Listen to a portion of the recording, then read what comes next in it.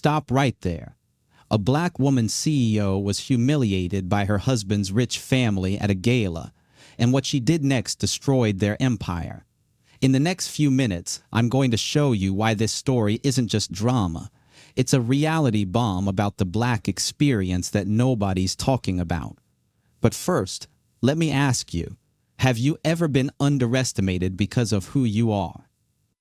My name is Mike, and for the last 35 years, I've been diving deep into real black stories, stories that hit you in the chest, stories that make you nod because you know exactly what I'm talking about. I've seen patterns most people miss, and today's story, it's about a black woman named Elise Jordan, a CEO who walked into a world that wasn't built for her. But this isn't just about her. It's about the fight we've all faced to prove we belong. If you're new here, welcome to the channel where we don't just tell stories. We break them down layer by layer to show you what lies beneath the surface. Elise's journey will reveal something powerful about resilience, about fighting back when the world tries to diminish your worth.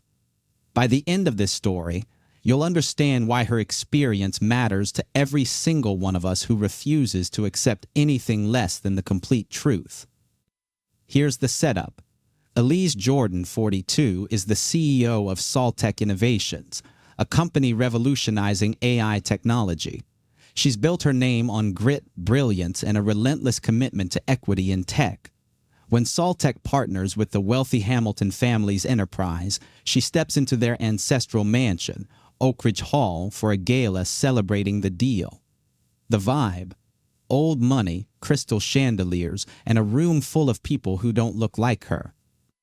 Elise arrives in a tailored burgundy suit, radiating confidence. Her husband, Nathan Hamilton, a charming executive from the family, greets her warmly, kissing her hand. For a moment, she feels like she's made it: love, respect, and a seat at the table she fought so hard to reach. But here's what they don't show you in these elite spaces.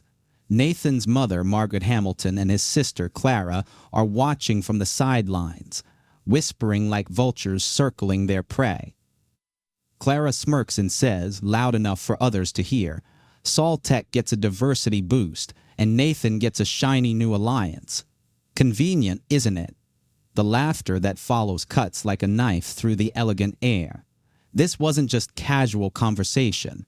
This was a calculated attempt to diminish Elise's achievements and reduce her to a token.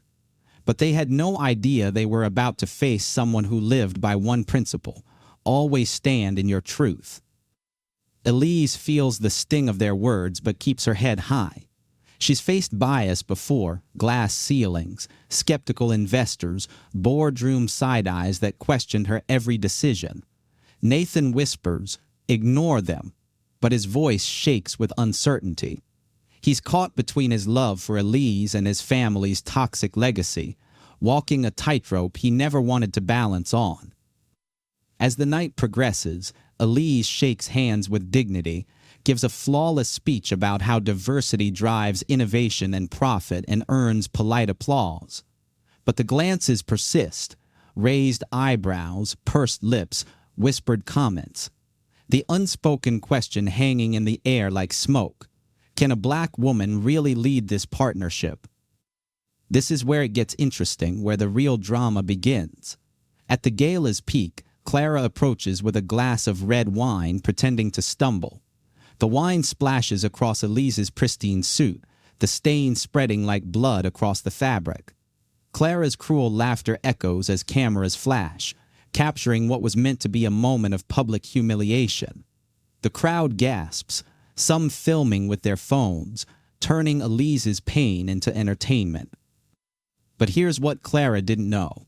Elise had survived far worse than spilled wine and public embarrassment.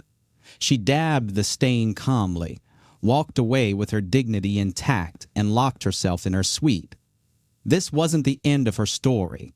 This was the moment she decided to uncover every hidden lie and expose the complete truth.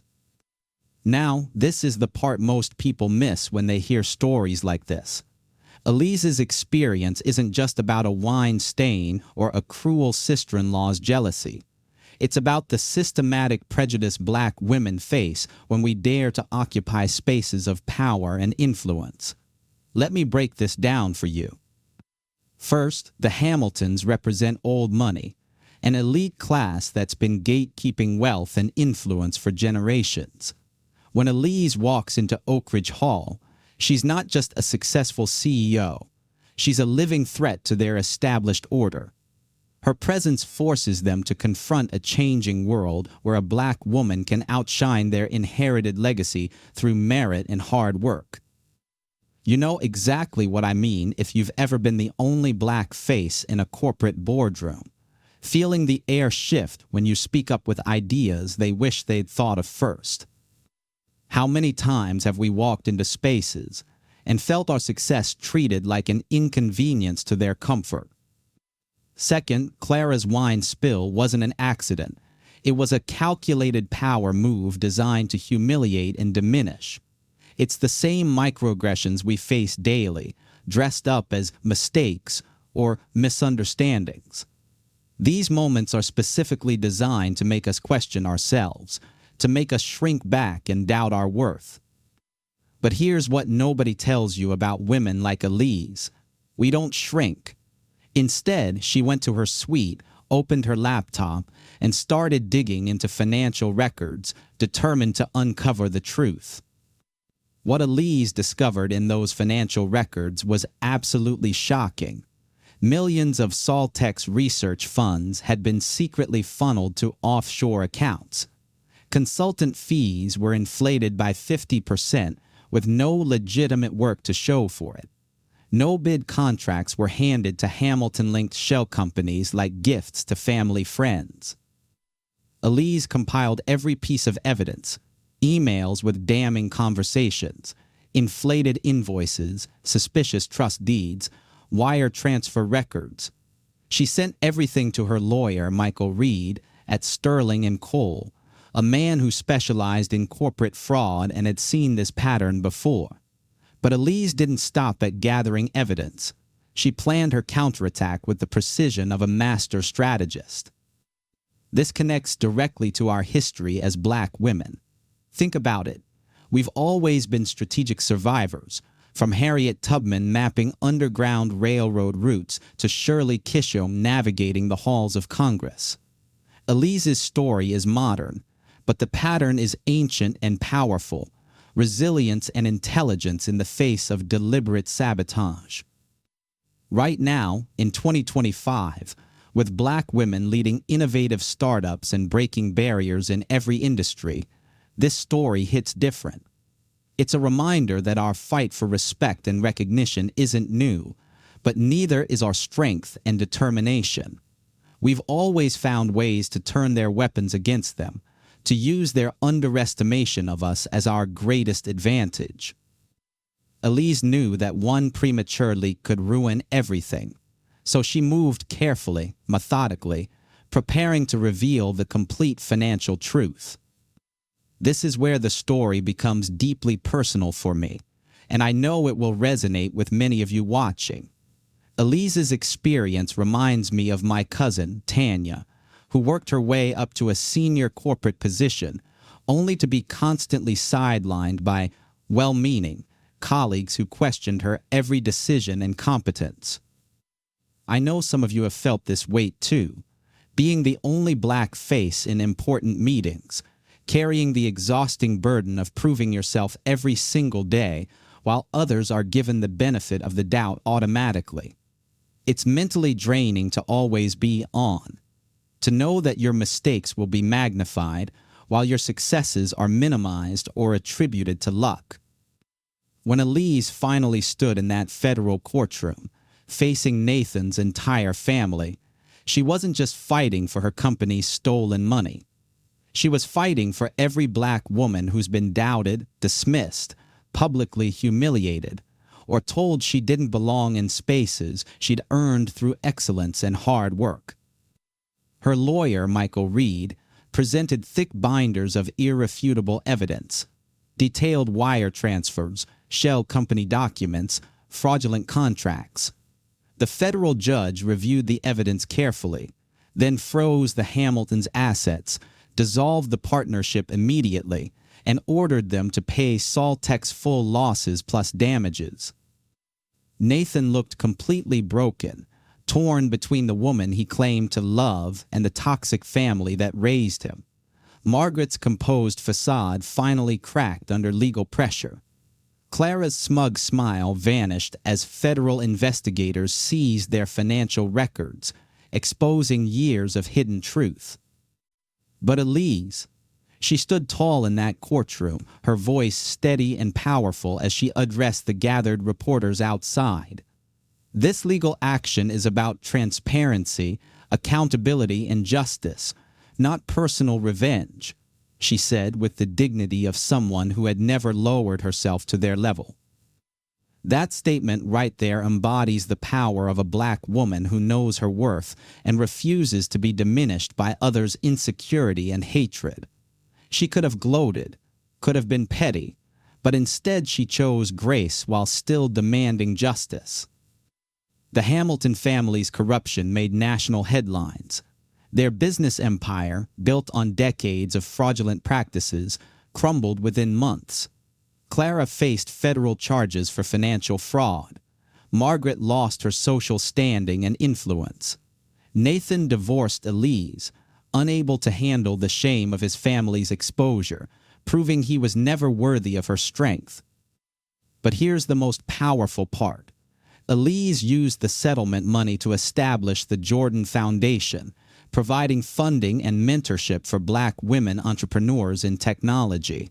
She, too, arned their attempt to destroy her into a platform, to lift up others who looked like her.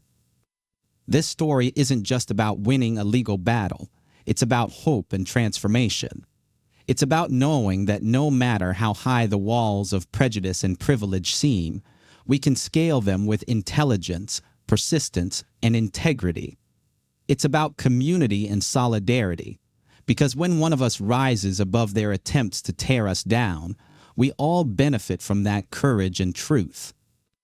So here's what I want you to take away from Elise Jordan's incredible story. This isn't just dramatic entertainment. It's a mirror reflecting the prejudice we face and the unstoppable strength we carry within us.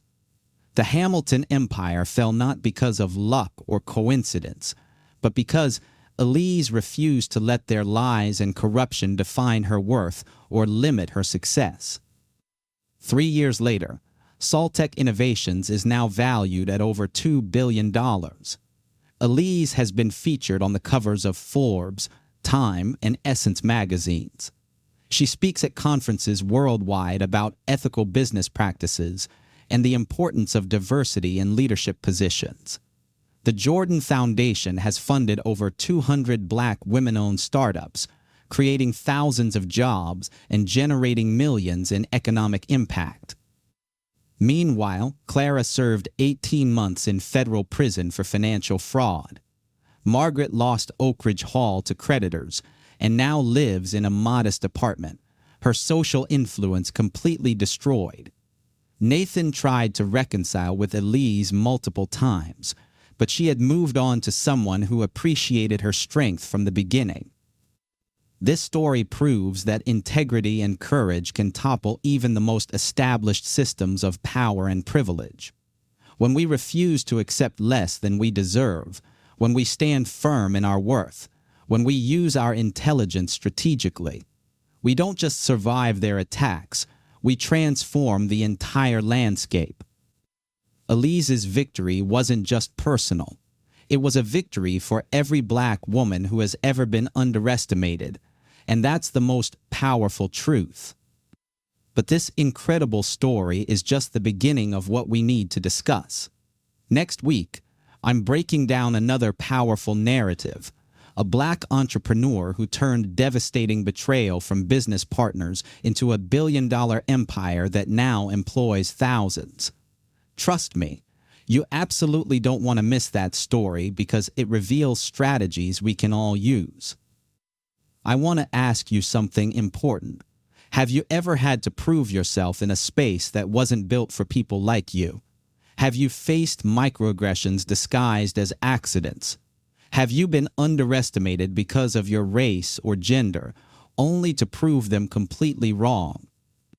Drop a comment below and share your experience. I read every single comment because your stories matter just as much as Elise's. Your experiences, your victories, your moments of standing up for yourself, they all contribute to the larger narrative of our resilience and strength. If this story resonated with you the way it resonated with me, hit that subscribe button and turn on notifications so you never miss these important conversations. Share this video with someone who needs to hear Elise's story, someone who might be facing their own Hamiltons right now. Remember, we don't just survive in spaces that weren't meant for us, we transform them. We don't just prove we belong, we redefine what belonging means. We don't just succeed despite their obstacles. We use their underestimation as fuel for our unstoppable rise. Until next time, keep seeking justice, keep demanding respect, and keep living your truth.